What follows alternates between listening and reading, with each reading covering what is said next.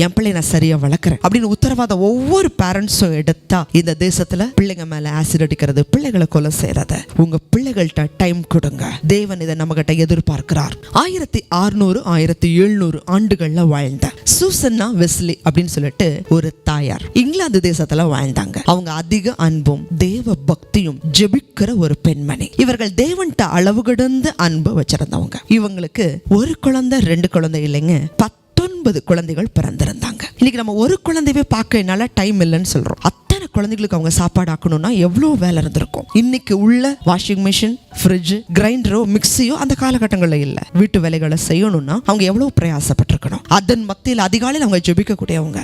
வேலைகளை முடிச்சுட்டு ஜெபிப்பாங்களாம், மத்தியான நேரமெல்லாம் ஜெபிப்பாங்களாம். அது மட்டும் இல்ல, அவங்க குழந்தைகளோட தலையில கை வச்சு ஜெபிப்பாங்களாம். ஆண்டவரே, என் குழந்தை நீதிமானா, உமக்கு ஊழியம் செய்கிறவனா வரணும், என் குழந்தைய பயன்படுத்துங்க. ஒவ்வொரு நாளும் அந்த ஏலத்தாய் ஜெபம் பண்ணி கொண்டே இருந்திருக்கிறாங்க. அவங்க வாழ்க்கையிலையும் நிறைய உபத்திரவம், போராட்டம் வந்துச்சு. அந்த உபத்திரவத்துல அந்த தாய் ஜெபம் பண்ணி தான் விசுவாசத்தை காத்துக்கொண்டாங்க. நாள் ஒன்று வந்தது. தேவன் அந்த பிள்ளைகள்ல 2 பிள்ளைகள், ஜான் வெஸ்லி, சார்லஸ் வெஸ்லி, அந்த இங்கிலாந்து தேசத்துடைய மறுமலர்ச்சிக்காக பெரிய அளவில் அவங்க 2 பேரையும் தேவன் பயன்படுத்தினார்.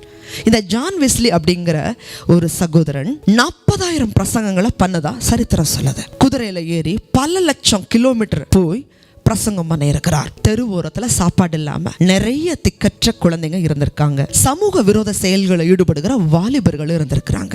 இவர்களிடத்துல போய் அவர் ஜெபத்தோட ஆகாரங்களை கொடுத்திருக்கிறார். தர்ம சகாய நிதின்னு சொல்லிட்டு நிறைய பேர்கிட்ட அந்த பணத்தை வசூல் பண்ணி நிறைய பள்ளிக்கூடங்களை கட்டினார். ஆதரவற்றோர் இல்லங்களை கட்டினார். மருந்தகத்தை கட்டினார்.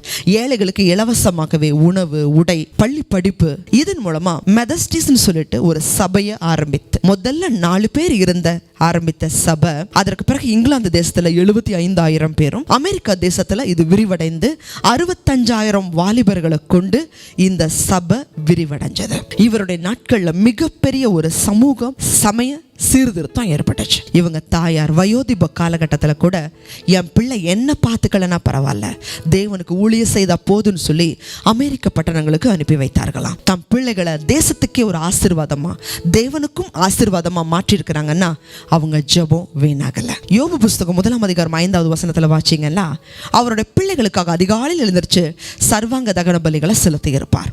தேவஜனமே, உங்க பிள்ளைகளுக்காக முதலாவது நீங்க ஜெபம் பண்ணுங்க. நீங்க சொல்லலாம், என் பிள்ளைகள்கிட்ட நான் சொல்றேன் கேட்கறதில்ல, அவங்களுக்காக நீங்க ஜெபிங்க.